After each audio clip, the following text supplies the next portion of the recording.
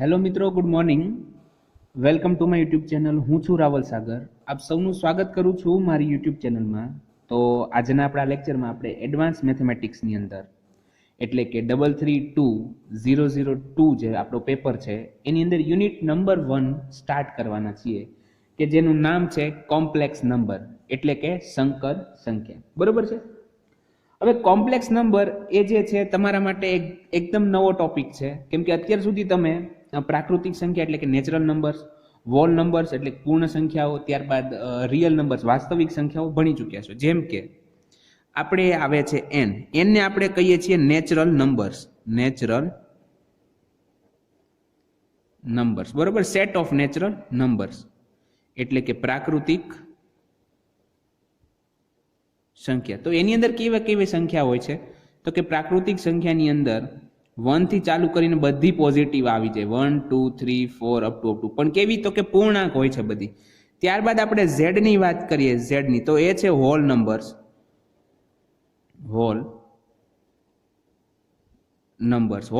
એટલે કે પૂર્ણાંક સંખ્યાઓનો સેટ. બરોબર છે, પૂર્ણાંક સંખ્યા. તો એના માટે શું છે? તો કે 0 થી 1 તરફની બધી પોઝિટિવ એટલે કે 0 1 2 3 અપ ટુ ઇન્ફાઇનાઇટ જશે, અને 0 થી નાની એટલે કે નેગેટિવ -1 -2 અપ ટુ એ પણ માઇનસ ઇન્ફાઇનાઇટ તરફ જશે. બરોબર છે. તો આ થઈ ગયું હોલ નંબર.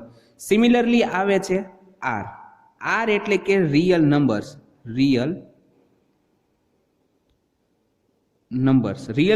એટલે કે વાસ્તવિક સંખ્યાઓ.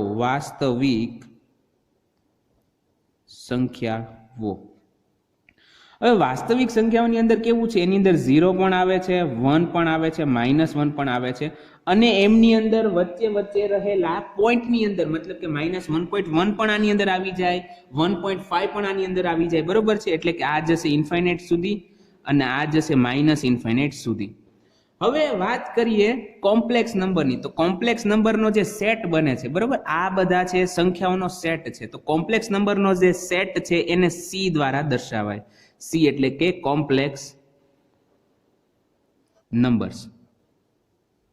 શેના દ્વારા દર્શાવાય છે? તો કે કોમ્પ્લેક્સ નંબરનો જે આખો સેટ બને છે એને સી દ્વારા દર્શાવીએ. હવે વાત આવે કે કોમ્પ્લેક્સ નંબરની જરૂરિયાત કેમ પડે છે, મતલબ કે સંકર સંખ્યાઓની જરૂરિયાત કેમ પડે છે? આપણી પાસે તો ઓલરેડી નેચરલ નંબર છે, હોલ નંબર છે, રિયલ નંબર વાસ્તવિક સંખ્યાઓ છે. તો આપણને કોમ્પ્લેક્સ નંબરની જરૂરિયાત કેમ પડે? તો હવે એના માટે તમને એક પહેલા એક્ઝામ્પલ દઉં કે ધારો કે મારી પાસે આવું દીધું છે કે x² - 1 = 0 છે. મારે આ ઇક્વેશનને સોલ્વ કરવું છે. તો હું શું કરીશ કે ધેરફોર લખીને કરીશ કે x² = 1 લખીશ. હવે આ બાજુ x² છે, આ બાજુ 1 છે, તો મારે x ની કિંમત ફાઇન્ડ કરવી. તો હું શું કરું? તો કે બંને બાજુ વર્ગમૂળ લઈ લો એટલે x² નું વર્ગમૂળ x થઈ જશે અને 1 નું વર્ગમૂળ શું થાય? તો કે ±1 આવી જશે. શું આવી જશે? ±1 આવી જશે. તો અહીંયા તમને x ની કિંમત મળી જાય. ભલે બે મળે છે, એક પોઝિટિવ મળે છે, એક નેગેટિવ મળે છે, પણ બે કિંમત મળે છે અને બંને કિંમત તમને મળી જાય છે. સિમિલરલી ધારો કે મને દીધું છે કે x² - 16 = 0. તો હું શું કરીશ કે ધેરફોર x² = 16. તો ધેરફોર x = તો કે બંને બાજુ સ્ક્વેર રૂટ વર્ગમૂળ લેતા આપણને શું મળે? તો કે 4. પણ કેવા? તો કે ±, કેમ કે આપણને ખ્યાલ છે કે જ્યારે આપણે બંને બાજુ વર્ગમૂળ લઈએ તો એક બાજુ આપણે ± ની સાઇન મૂકવી પડે છે. બરોબર. તો આની અંદર પણ આપણને x ની કિંમત મળી જાય છે. શું મળે છે? ±4 મળે છે. ભલે પોઝિટિવ મળે છે, નેગેટિવ મળે છે, સવાલ એ નથી, પણ આપણને એનું સોલ્યુશન મળી જાય છે. પણ હવે એક નવો એક્ઝામ્પલ લો કે ધારો કે મને કીધું છે કે x² + 9 = 0 છે. તો ધેરફોર શું થાય? તો કે x² = -9 આવે. x² = -9 આવે. તો ધેરફોર હવે મારે x બરાબર લખવું તો લખવું શું? કેમ કે મને ખ્યાલ છે ત્યાં સુધી કે હું એવી જ સંખ્યાઓનું વર્ગમૂળ લઈ શકીશ કે જે પોઝિટિવ હોય, મતલબ કે જે ધન સંખ્યાઓ હોય એનું જ હું વર્ગમૂળ લઈ શકું છું. પરંતુ અહીંયા જે 9 છે તો કેવા છે? -9, મતલબ કે નેગેટિવ છે. તો હું એનું વર્ગમૂળ લઈ શકતો નથી. હવે આ વર્ગમૂળ લઈ શકતો નથી તો એના હિસાબે મારે હવે શું કરવું પડે કે આ 9 છે, -9, તો એને હું 9 × -1 કરી શકું. બરોબર છે, 9 × -1 કરી શકું. તો ધેરફોર હવે હું બંને બાજુ વર્ગમૂળ લઈ લઉં તો x, હવે 9 નું વર્ગમૂળ શું થાય તો કે +or -3 થઈ જશે, +or -3, અને -1 નું વર્ગમૂળ શું થાય તો કે √-1, √-1. પણ સવાલ એ આવે કે મારે આ √-1 જે છે એના બરાબર લખવું શું? સવાલ તો અંતે એ જ રહ્યો ને, કેમ કે મેં ખાલી 9 નું વર્ગમૂળ લીધું છે, -1 નું વર્ગમૂળ તો મને હજી નથી મળતું. કેમ તો કે -1 છે નેગેટિવ સંખ્યા છે, અને નેગેટિવ સંખ્યાનું અત્યાર સુધી મતલબ કે 10th સુધીમાં તમે ભણ્યા છો તો ત્યાં સુધીમાં એનો કોઈ પણ પ્રકારનો ઉલ્લેખ નથી કે એનું વર્ગમૂળ આવું થાય. તો એના માટે આપણે ગણિતમાં નવી ટર્મ એક ઇન્ટ્રોડ્યુસ કરી છે, બરોબર છે. એને શું છે તો કે આપણે i² introduce a kind of -1 ને માટે, તો કે i² બરાબર -1, i² બરાબર -1 લેવાના, બરોબર છે. તો હવે તમે જુઓ તો i બરાબર શું થાય તો કે +or-√-1 થઈ જાય, +or-√-1 થઈ જાય. તો હવે આ જ્યારે આપણે √-1 જોશું તો ત્યાં એને આપણે બરાબર શું લખી નાખવાનું છે i. તો આ જે છે એ સંકર સંખ્યાનો ઉદ્ભવ છે. તો કે આવી રીતના એક જરૂરિયાત પડી, નેગેટિવ સંખ્યાઓનું વર્ગમૂળ શોધવાની આપણને જરૂરિયાત પડી. એની જરૂરિયાત પડી હોવાથી આપણે એક નવો જ સેટ કોમ્પ્લેક્સ નંબરની ખ્યાલ આવે કે ભાઈ આપણે એક નવા સેટની જરૂર પડે છે, બરોબર. તો એ છે આપણો કોમ્પ્લેક્સ નંબર. તો અહીંયા સુધી તમને ખ્યાલ આવી ગયો. આની અંદર શું છે તો કે કોમ્પ્લેક્સ નંબરને શેના દ્વારા દર્શાવાય છે તો કે c દ્વારા દર્શાવાય. c એટલે કે કોમ્પ્લેક્સ નંબર, n એટલે કે નેચરલ નંબર, z એટલે કે હોલ નંબર, r એટલે કે રિયલ નંબર. તો હવે હું વાત કરીએ એના ડેફિનેશન કે એની ડેફિનેશન એક્ઝેક્ટલી શું કહેવા માંગે છે. તો કે એનું સ્ટ્રક્ચર જોઈએ, બરોબર છે, એની ડેફિનેશન જોઈએ. તો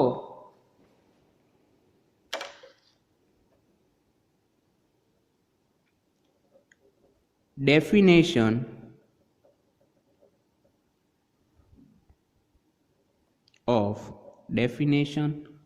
of complex number, definition of complex number, સંકર સંખ્યાઓની વ્યાખ્યા. તો કે હકીકતમાં એનું સ્ટ્રક્ચર કઈ રીતના છે, કોઈ પણ સંખ્યા હોય તો એનું પોતાનું સ્ટ્રક્ચર હોય છે. તો એ સ્ટ્રક્ચર કઈ રીતના છે તો એના માટે કે a number of the form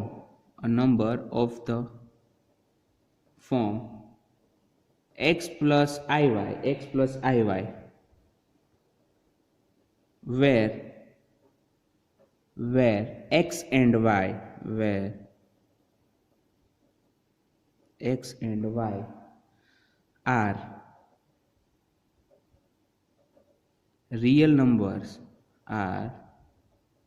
real numbers, a number of the form x plus iy where x and y are real numbers and I is equal to √-1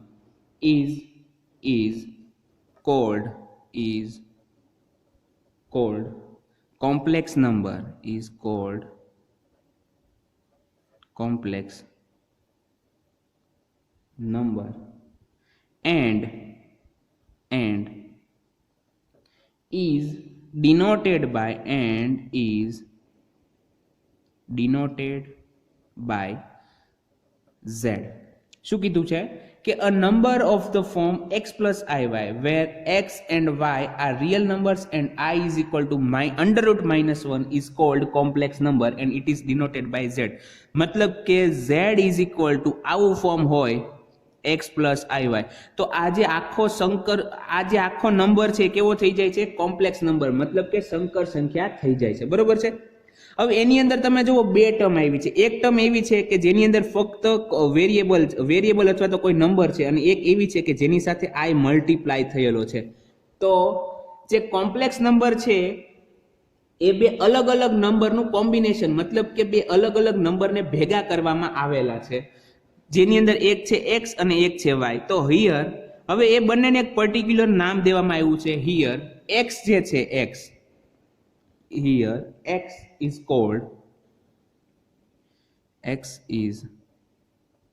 called the real part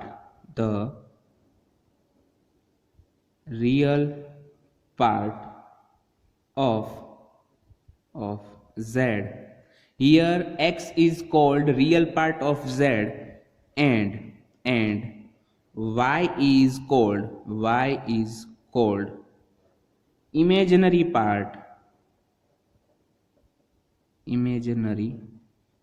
part of z and તો આ જે x plus આઈ પ્રકારનો જે complex number છે, જે સંકર સંખ્યા છે, એની અંદર જે x છે, x એને શું કહેવાય છે? રિયલ નંબર, રિયલ પાર્ટ, બરોબર છે? રિયલ એટલે કે વાસ્તવિક ભાગ, અને ઇમેજનરી એટલે કે જે પ્રતિબિંબિત અથવા તો જેનું પ્રતિબિંબ ટાઈપ જે આપણે કહી શકીએ એને છે imaginary part of z and it is denoted. હવે ઇમેજનરી પાર્ટ અને રિયલ પાર્ટને કઈ રીતના દર્શાવાય છે? તો કે and is denoted by and are denoted by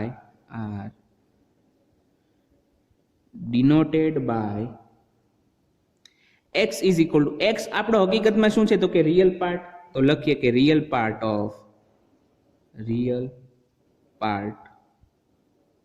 of z. હવે રિયલ માના પેલા બે અક્ષર, બે વર્ડ્સ એબીસીડી લઈ લો, બે શબ્દ લઈ લો. તો રિયલ માના પહેલા આવે છે રિયલ ના r અને e, બરોબર, અને બ્રેકેટ ની અંદર લખવાનું z. તો હવે ધ્યાન રાખવાનું, જ્યારે તમને કહેવામાં આવે કે re of z, ધારો કે 3 છે, મતલબ કે તમને જે નંબર કોમ્પ્લેક્સ નંબર દીધો છે એનો રિયલ પાર્ટ કેટલો છે? તો કે 3 છે, બરોબર. સિમિલરલી y ની વાત કરીએ કે y ઇઝ ઇક્વલ ટુ શું છે? તો કે ઇમેજનરી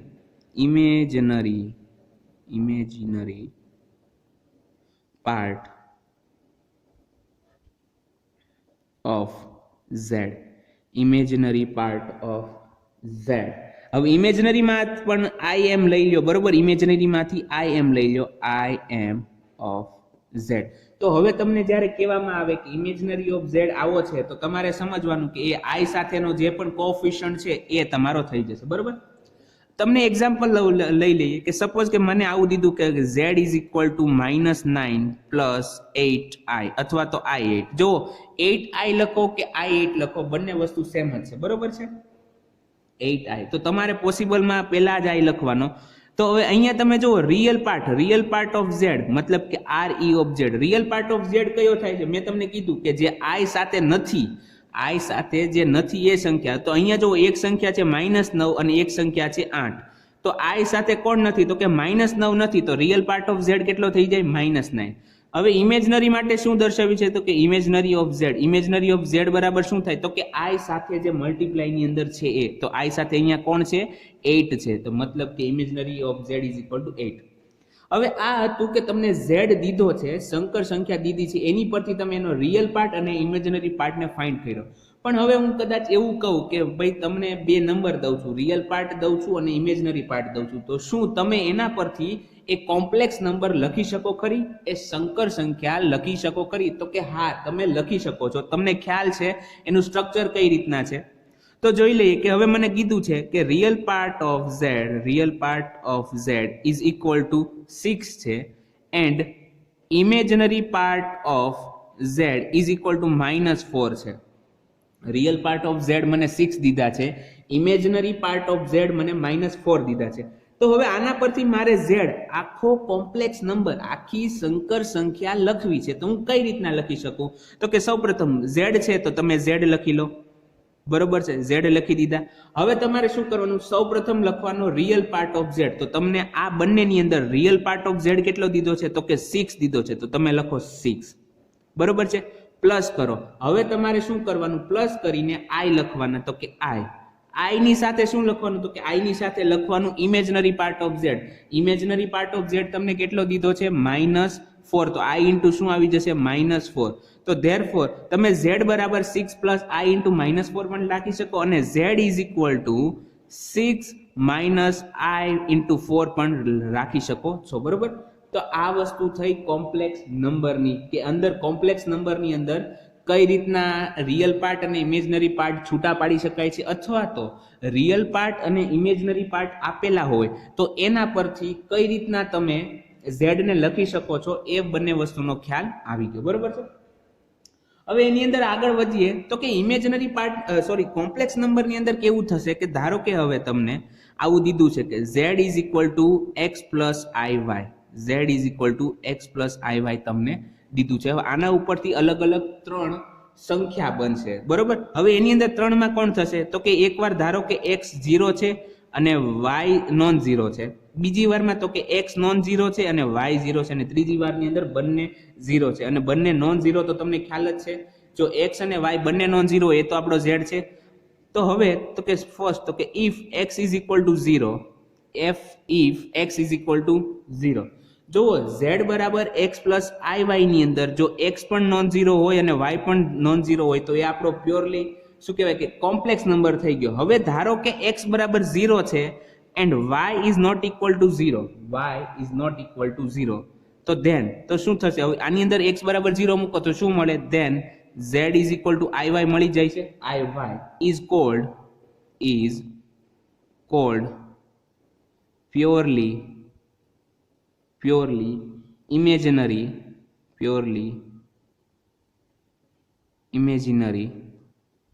નંબર. હવે પ્યોરલી ઇમેજિનરી નંબર, જો કોઈ સંકર સંખ્યાની અંદર ફક્ત ઇમેજિનરી પાર્ટ જ આવેલો હોય, મતલબ કે જે રિયલ પાર્ટ છે એ 0 થઈ જતો હોય, તો એવો જે સંકર સંખ્યા છે એને શું કહેવાય છે? Imaginary, purely imaginary. તમે અહીંયા જોઈ શકો છો, અહીંયા i વાળી ટર્મ આવી છે, પણ આગળ જે આપણે x વાળી ટર્મ લખતા હતા એમાં x બરાબર 0 થઈ ગયો છે, બરોબર. તો આ થઈ ગયું purely imaginary.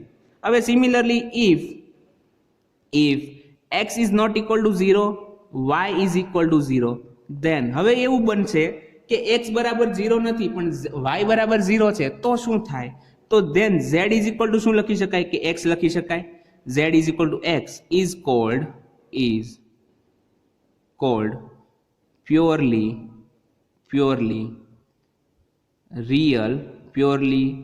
real number. Purely પૂરેપૂરો વાસ્તવિક નંબર, બરોબર છે, સંપૂર્ણ વાસ્તવિક નંબર બની જાય. હવે એક ત્રીજી કન્ડિશન એવી રહી, ટોટલ 4 કન્ડિશન, તો કે 4 કન્ડિશન ની અંદર કોણ? તો કે એક તો કે x બરાબર 0, y is not equal to 0, તો પ્યોરલી ઇમેજનરી થઈ જશે. જો આ બધી વસ્તુ છે તમારે MCQ માટે ધ્યાન રાખવાની છે, બરોબર, કેમ કે તમારે MCQ આવે છે તો એની અંદર પૂછી શકે કે ભાઈ જો x બરાબર 0 છે, y is not equal to 0 છે, તો એ કેવા ટાઈપનો નંબર થશે, બરોબર. એની અંદર ઓપ્શન આપે કે purely imaginary, purely real, purely 0 કે કોમ્પ્લેક્સ નંબર, તો તમારે ખ્યાલ રાખવાનો છે. ત્યારબાદ આવે છે કે if x is equal to 0, y is equal to 0, then હવે x પણ 0 છે, y પણ 0 છે, તો હવે આના મુજબ જો x પણ 0, y પણ 0, તો z બરાબર શું થઈ જાય? then z is equal to 0. જો z is equal to 0 હોય, કોઈ કોમ્પ્લેક્સ નંબર પોતે આખો 0 હોય, તો એને શું કહેવાય? is called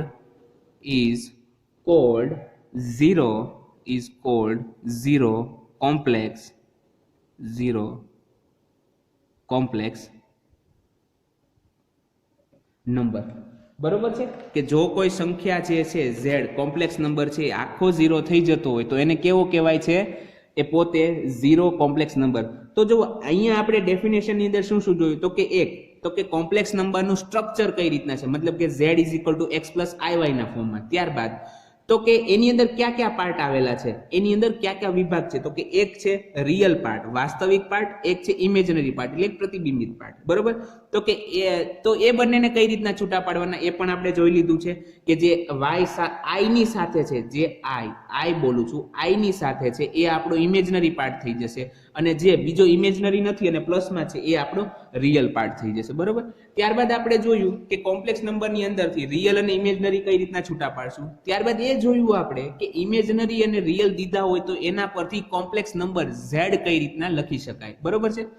ત્યારબાદ આપણે 3 અલગ અલગ કન્ડિશન મૂકી કે જેની અંદર x બરાબર 0, y is not equal to 0 પહેલી કન્ડિશન, તો એ કેવો થશે? Purely imaginary number. બીજી કન્ડિશન છે કે x is not equal to 0 પણ y ઇઝ ઇક્વલ ટુ 0, તો એ કેવો થશે? Purely real number. અને થર્ડ કન્ડિશન છે કે x બરાબર 0 છે અને y બરાબર પણ 0 છે, તો એ કેવો થઈ જશે? 0 કોમ્પ્લેક્સ નંબર. તો આ હતી ડેફિનેશનની વાત. હવે નેક્સ્ટ ટોપિક એટલે કે આગળ જોઈએ તો કે પાવર ઓફ i ની ઘાતની વાત કરવાની છે. હવે i બરાબર આપણે અંડરરૂટ -1 તો લીધું, તો હવે મારે એના પાવરની તો વાત કરવી જ પડે પાછી, બરોબર છે. તો એનો પાવર જોઈ લઈએ. power of i, we know that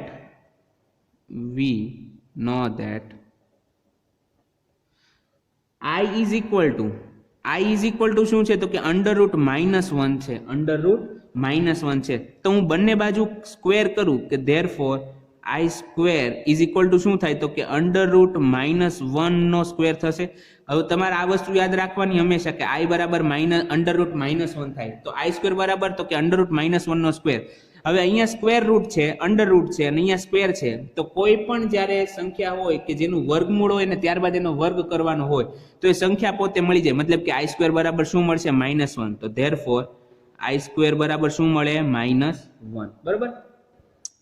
ત્યારબાદ હવે વાત કરીએ નાવ ઘાતની વાત કરવાની. તો કે પહેલી ઘાત તો આપણને ખબર છે કે આઈ બરાબર √-1 મળે. બીજી ઘાતમાં આપણે જોયું કે આઈ સ્ક્વેર બરાબર શું મળે છે આપણને -1 મળે. જો આ બધું તમારે યાદ રાખવાનું છે અને આગળ એનો યુઝ આપણે કરવાનો પણ છે. આઈ સ્ક્વેર બરાબર -1 થાય એ હંમેશને માટે યાદ રાખવાનું. આઈ બરાબર √-1 થાય એ યાદ રાખવાનું. હવે વાત આવે આઈ ક્યુબની.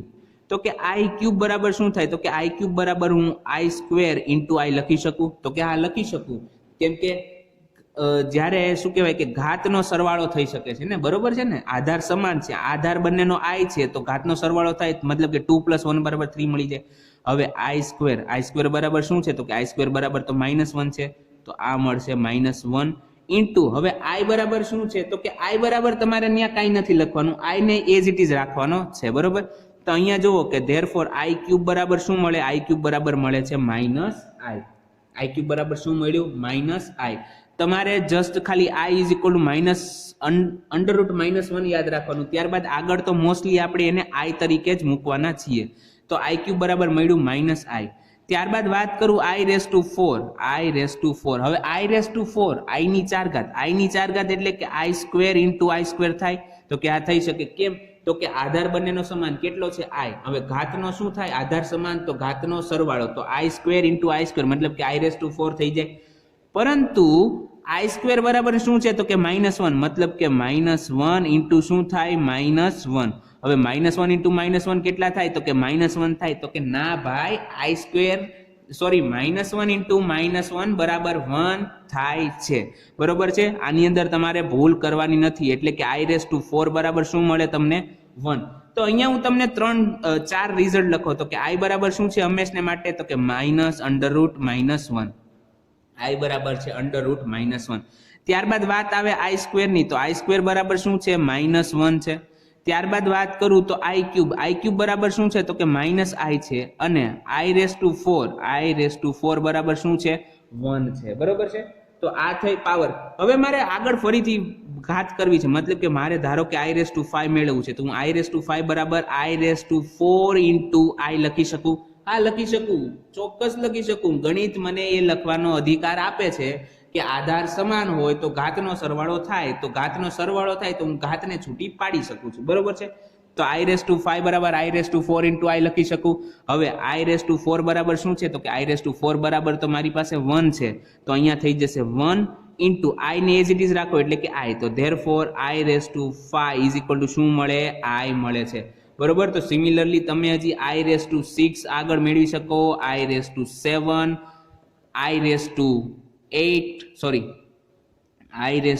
i⁸ અને તમે ધારો એ કોઈ પણ ઘાતને મેળવી શકો છો. બરોબર છે. તો અહીંયા સુધીની વાત તમને ક્લિયર થઈ ગઈ છે બધાને. તો આ હતી આઈના પાવરની વાત. હવે એક નોર્મલ વાત કરીએ તો કે એક રિઝલ્ટ લખવું છે મારે. રિઝલ્ટ મતલબ કે આઈની પાવર માટે રિઝલ્ટ લખવું છે. આઈની પાવર માટે લખવું છે તો એના માટે આવું થશે કે જ્યારે પણ આઈની 4k પાવર હશે, મતલબ કે આઈની 4 ઘાત 8 ઘાત 12 ઘાત 16 ઘાત આઈની 4 ઘાત 8 ઘાત 12 16 20 25 તો એના માટે હંમેશા i⁴k બરાબર શું આવી જશે, આઈ આવી જશે. ત્યારબાદ વાત કરું કે i⁴k + 1 હોય તો હંમેશા એ શું આવી જશે, આઈ આવી જશે.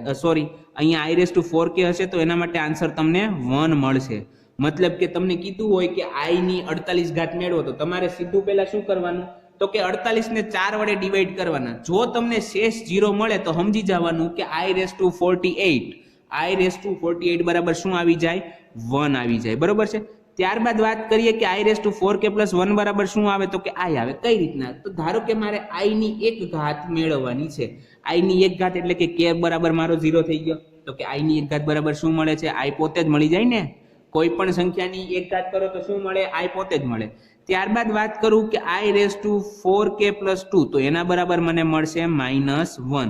એટલે કે જ્યારે તમને i⁴k+2 ટાઈપ થતા હોય, જેમ કે મને કીધું હોય કે i ની 10 ઘાત મેળવો, i ની 10 ઘાત મેળવો, તો i ની 10 ઘાત હું આવી રીતના મેળવી શકું કે i⁻10 i⁻8+2 i⁻8 છે તો હું એને 4 × 2 લખું અને +2 લખી શકું. ચોખ્ખી વાત છે, 4 દુ 8 તો થવાના જ છે. 4 × 2 8 +2 એટલે 10. મારું એજ ઇટ ઇઝ આવી જશે. હવે તો i⁴ × 2 +2. હવે આનું લાંબી માથાકૂટ ન કરવી હોય ને તમને જો આ વસ્તુ ખ્યાલ હોય કે i⁴k+2 ના ફોર્મમાં હોય તો -1 આન્સર આવે તો સીધો લખી નાખો -1. વાત થઈ પૂરી. લાંબી કોઈ માથાકૂટ નહીં. બરોબર છે, સિમ્પલ આન્સર આવી જાય. સિમિલરલી ફોર્થ રિઝલ્ટ છે કે i⁴k+3 હોય તો એના માટે આન્સર હંમેશા આવશે -i. બરોબર છે. જેમ કે મને કીધું હોય કે i ની 11 ઘાત મેળવો, તો i ની 11 ઘાત બરાબર હું i ની 8 × i ની 3 મેળવી શકું ને. બરોબર છે. હવે i ની 8 એટલે શું થાય? તો કે i⁻2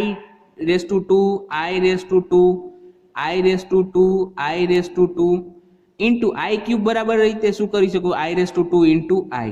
તો મેં અહીંયા શું કર્યું છે કે 11 ની જે ઘાત છે એને છૂટી પાડી છે. બરોબર, કેમ કે આધાર સમાન ઘાતનો સરવાળો તો હું છૂટું પાડી શકું છું. તો અહીંયા i² બરાબર શું છે? તો કે i² બરાબર તો આપણને ખ્યાલ છે -1, મતલબ કે -1 × -1, ત્યારબાદ આનો -1 એટલે કે ફરીથી એક -1, ત્યારબાદ i² બરાબર ફરીથી એક -1 ને ત્યારબાદ i² બરાબર ફરીથી એક -1 × i એઝ ઇટ ઇઝ. હવે -1 × -1 કેટલા થાય? -1 થાય. અરે નહીં ભાઈ, -1 × -1 બરાબર 1 થાય. બરોબર. હવે તો 1 × -1 કેટલા થાય? તો કે -1 થાય. ન થાય? અરે 1 × -1 થાય. હું દર વખતે ખોટો ન હોઉં. બરોબર છે. 1 × -1 થાય, ત્યારબાદ -1 × -1 ફરીથી 1 થશે અને 1 × -1 મતલબ કે આન્સર મારો આવશે -1 × i. therefore i⁻11 બરાબર શું થાય? -i. પરંતુ જો મેં લેક્ચર સરખો જોયો હોય અને મને ખ્યાલ આવી જાય કે i⁻11 બરાબર હું i⁴ × 2 + 3 લખી શકું, મતલબ કે i⁴k+3 નું ફોર્મ લખી શકું, તો આન્સર હંમેશા શું આવશે? -i. તો હું આ સીધું લખી શકું છું. બરોબર છે, ખ્યાલ આવી ગયો? તો આ હતી પાવર ઓફ i. તો આ હતો આજનો આપણો લેક્ચર કે જેની અંદર આજે આપણે ડેફિનેશન ઓફ કોમ્પ્લેક્સ નંબર જોયું, એની શું કરવા જરૂર પડી છે એ જોયું, ત્યારબાદ પાવર ઓફ i જોયું, real and imaginary part of complex number જોયું. હવે કોમ્પ્લેક્સ નંબર આપ્યો છે તો એના પરથી રિયલ અને ઇમેજનરી કઈ રીતના મેળવવાના એ પણ તમને ખ્યાલ આવી ગયો છે. અને તમને જો રિયલ અને ઇમેજનરી આપેલા છે તો તેના પરથી કોમ્પ્લેક્સ નંબર કઈ રીતના મેળવી શકાય એ પણ આપણે જોઈ લીધું. ત્યારબાદ આપણે અલગ અલગ 3 કન્ડિશન જોઈએ. 3 કન્ડિશન કઈ હતી? 3 કન્ડિશનની અંદર એક એવી હતી કે જેની અંદર કોમ્પ્લેક્સ નંબર x + iy ની અંદર x બરાબર 0 હોય પણ y = 0 હોય. મતલબ કે ખાલી ઇમેજનરી પાર્ટ વધે છે તો એવો જે કોમ્પ્લેક્સ નંબર છે એને કહેવાય પ્યોરલી ઇમેજનરી નંબર. કેવો કહેવાય? Purely imaginary number. કેવો કહેવાય? Purely imaginary number. ઓકે, ખ્યાલ આવી ગયો? ત્યારબાદ વાત આવે કે x = ≠ 0 છે પણ y = 0 છે, મતલબ કે z = જસ્ટ x આવે છે. મતલબ કે એની અંદર ઇમેજિનરી વાળો પાર્ટ નથી આવતો, ફક્ત વાસ્તવિક સંખ્યા x જ આવે છે. તો એવાને શું કહેવાય? Purely real number. શું કહેવાય? જ્યારે પણ કોમ્પ્લેક્સ નંબરની અંદર i નો પાર્ટ ન આવે, મતલબ કે ઇમેજિનરી વાળો પાર્ટ આખો 0 થઈ જતો હોય તો એવી જે સંખ્યા છે એને કેવી કહેવાય છે? Purely real number. ફરીથી એકવાર બોલું છું, પ્યોરલી રિયલ નંબર. હવે સપોઝ કે z બરાબર 0 છે, મતલબ કે કોમ્પ્લેક્સ નંબર સંકર સંખ્યા બરાબર x બરાબર પણ 0 છે, y બરાબર પણ 0 છે, મતલબ કે z બરાબર શું છે? 0 છે. જો z બરાબર 0 હોય તો એવી જે સંખ્યા બને છે તો એને કહેવાય 0 કોમ્પ્લેક્સ નંબર, શૂન્ય સંકર સંખ્યા. એ સંકર સંખ્યા તો છે જ, પણ કેવી સંકર સંખ્યા છે? શૂન્ય સંકર સંખ્યા. ખ્યાલ આવી ગયો છે? તો આ તો આજનો લેક્ચર. તો આઈ હોપ કે તમને લોકોને મજા આવી હશે. તો હવે આપણે નેક્સ્ટ લેક્ચરમાં આગળ વધશું કોઈ નવા ટોપિક સાથે. ત્યાં સુધી ગુડ બાય. પરંતુ ઘરે રહો, સુરક્ષિત રહો.